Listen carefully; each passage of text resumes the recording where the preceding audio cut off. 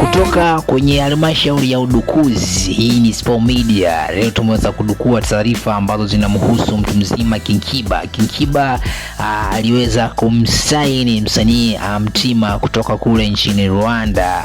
Mtima alisainiwa na mtu mzima King Kiba kupitia kwenye lebo yake ya King Music. Sasa imevuja na imeweza kupatikana taarifa, yani hii ni taarifa ambayo ni asili sana, ambayo haijahitaji kusambaa, lakini kupitia kwenye udukuzi wa Sport Media kwenye info mbalimbali za mastaa tumeweza kudukua taarifa hiyo.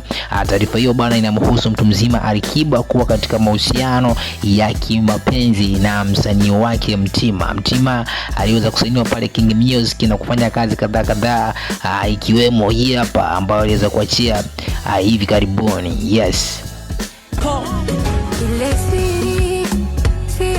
Mtima kwa sasa yupo kwenye huba zito na mfalme wa Tanzania King Kiba, vitu kama hizo hapo.